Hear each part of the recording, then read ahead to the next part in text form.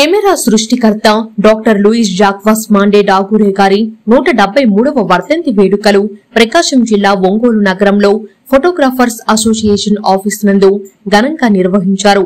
ఫోటోగ్రాఫర్లు మరియు వీడియోగ్రాఫర్ల అసోసియేషన్ ఆంధ్రప్రదేశ్ రాష్ట్ర మాజీ ఉపాధ్యక్షులు ఇడపలపాటి హేమంత్ కుమార్ ఆధ్వర్యంలో జరిగిన ఈ కార్యక్రమంలో ఒంగోలు ఫోటోగ్రాఫర్స్ అసోసియేషన్ నాయకులు, సీనియర్ ఫోటోగ్రాఫర్లు, ఫోటోగ్రఫీ సోదరులు లూయిస్ డాగురే గారి చిత్రపటానికి పుష్పాలతో ఘనంగా నివాళులు అర్పించారు. ఆంధ్రప్రదేశ్ ఫోటోగ్రాఫర్ల సంఘం మాజీ రాష్ట్ర ఉపాధ్యక్షులు ఇడపలపాటి హేమంత్ కుమార్ మాట్లాడుతూ, ఫోటోగ్రఫీని వృత్తిగా ఎంచుకుని కొన్ని లక్షల కుటుంబాలు ఆనందంగా జీవనాధారం సాగిస్తున్నాయని, ప్రపంచమంతా కూడా కెమెరా కనుసన్నల్లోనే నడుస్తుందని, ఈ ప్రపంచానికి కెమెరాని తయారు చేసి అందించిన లూయిస్ డాగురే గారిని ఈ ప్రపంచం ఎప్పటికీ మర్చిపోకూడదని, ప్రతి సంవత్సరం లూయిస్ డాగురే గారి జయంతి, వర్ధంతి కార్యక్రమాలు, అలాగే ఫోటోగ్రాఫర్ల ఐక్యమత్యతను పెంపొందించే ప్రపంచ ఫోటోగ్రాఫర్స్ డే కార్యక్రమాలు ఫోటోగ్రాఫర్లందరూ తప్పక నిర్వహించుకోవాలని తెలియజేశారు.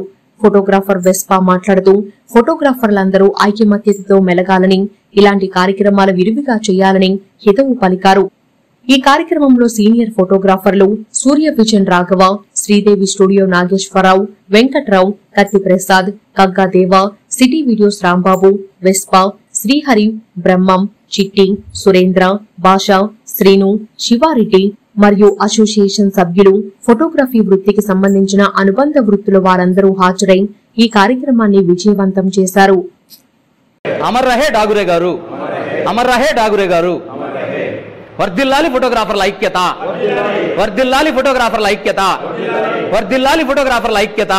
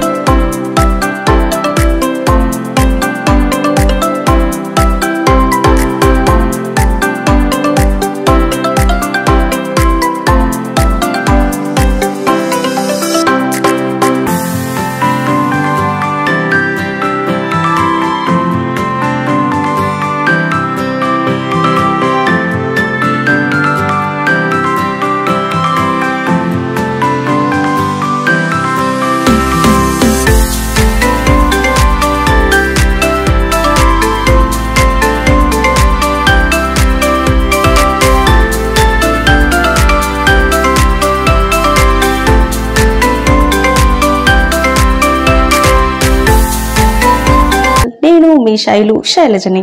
ఫ్రెండ్స్, ఎలా ఉన్నారు? అందరూ బాగున్నారా? Hope you all good. ఈ రోజు నేను వచ్చేసి ఏంటంటే, లాస్ట్ టైం నేను శతాక్షి సీ ప్రాన్ ఒక ఫ్రాన్స్ ఫ్రై అనేది చేయడం జరిగింది వీడియో. ఆ వీడియోకి చాలా మంచి హ్యూజ్ రెస్పాన్స్ అయితే వచ్చిందనమాట. ఈ ప్రోడక్ట్ని ఎలా తీసుకోవాలి అండ్ మీరు 3 టైప్స్ ఆఫ్ డిఫరెంట్ స్టైల్లో మనము ఈ యొక్క ఫ్రాన్స్ని మనం కుక్ చేసుకోవచ్చు అని చెప్పారు. బట్ మీరు చూపించింది కేవలం ఫ్రై మాత్రమే. సో కర్రీ అండ్ బిర్యానీ కూడా ఎలా చేయాలి ఒకసారి మాకు చేసి చూపించండి అనేసి చాలా వరకు నాకు రిక్వెస్ట్ చేశారు. ఈరోజు నేను ఈ యొక్క సీ ప్రాన్ యొక్క ప్రాన్ కర్రీ అనేది ప్రిపేర్ చేసి చూపిస్తాను. చలో, ఇక్కడ మనకి ప్యాకెట్లో చూసుకున్నట్లయితే ఒక 3/4 వరకు వచ్చేసి మొత్తం ఫ్రాన్స్ ఉంటాయి. అండ్ పైన వచ్చేసి ఏంటంటే మనకి మసాలా అనేది ప్యాక్ చేస్తారు. రొయ్యల్ని నార్మల్ వాటర్లో వేసుకొని ఒకసారి క్లీన్ చేసుకోవాలి. అలాగే పేస్ట్ అనేది కూడా మనం కట్ చేసి పెట్టుకోవాలన్నమాట. ఇప్పుడు ప్యాన్ పెట్టేసుకొని తగినంత ఆయిల్ వేసుకొని రొయ్యల్ని బాగా పిండేసుకొని అందులో యాడ్ చేసుకోవాలండి. వాటర్ అంతా ఎక్సెస్ని తీసేసేసి అండ్ అలాగే సరిపడంత సాల్ట్ అనేది నేను ఇక్కడ వేస్తున్నాను. ఇవి గోల్డెన్ కలర్ వచ్చేసిన తర్వాత మనకి ఇచ్చిన మసాలా పేస్ట్ అనేది యాడ్ చేసేసుకొని దీంట్లోకి required quantity of water 250 ml water అనేది యాడ్ చేసుకోవాల్సి ఉంటుంది. సో వాటర్ అనేది యాడ్ చేసుకున్న తర్వాత లిడ్ పెట్టేసుకొని 1 నిమిషం కుక్ చేసుకున్నామంటే అంతే చాలండి. గుమ్మగుమ్మలాడే రొయ్యల కర్రీ అనేది రెడీ అయిపోతుంది. దీన్ని పుల్కా, చపాతీ అలాగే దోశల్లోకి చాలా పర్ఫెక్ట్గా ఉంటుంది. ఇప్పుడు నేను వచ్చేసి రైస్లోకి దీని యొక్క టేస్ట్ అనేది ఏ విధంగా ఉంటుంది అనేది ట్రై చేసి ఇప్పుడు మీకు చూపిస్తాను. సో చూసారు కదండి ఎంత సింపుల్గా అండ్ క్విక్గా మనము ప్రిపేర్ చేసుకోవచ్చు అనేది. దీనికి మనం కేవలం జస్ట్ ఆయిల్ యాడ్ చేసి, అలాగే కర్రీ కాబట్టి రిక్వైర్డ్ క్వాంటిటీ ఆఫ్ వాటర్ని యాడ్ చేసాం అంతే. ఇందులో పోపు దినుసులు కానివ్వండి, కరివేపాకు ఇవన్నీ ఏం అవసరం లేదన్నమాట. మసాలాలు ముఖ్యంగా ఇలా వేడి వేడిగా చూడొచ్చు కాలిపోతున్నాయి రెండు.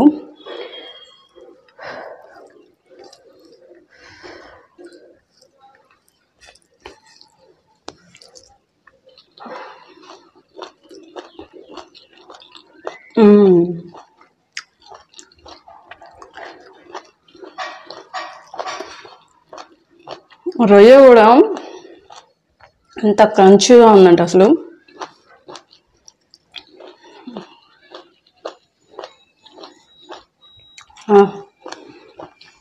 రొయ్యన మామూలు అంటారు చూడండి. చికెన్ మటన్ కూడా అంత టేస్ట్ ఉండదు. అసలు మసాలాలన్నీ కూడా ఎంత పర్ఫెక్ట్గా సరిపోయాయి అంటే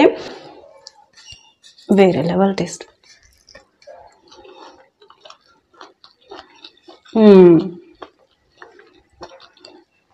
సూపర్. అసలు మీకు తినాలనిపిస్తుంది కదా, మరైతే ఇంకెందుకు ఆలస్యం, వెంటనే నా యొక్క డిస్క్రిప్షన్ బాక్స్లో నేను దీని యొక్క డీటెయిల్స్ అనేది, ప్రోడక్ట్ యొక్క డీటెయిల్స్ అనేది మెన్షన్ చేస్తాను, చెక్ చేయండి. మీకు కనుక ఈ యొక్క ప్రోడక్ట్ కావాలన్నా లేదా డీలర్షిప్గా మీరు చేయాలి అనుకున్నా నిరుద్యోగ యువకులందరికీ కూడా ఇది ఒక మంచి ఆపర్చునిటీ. తప్పకుండా కాంటాక్ట్ అవ్వండి. నేనైతే తినేస్తాను.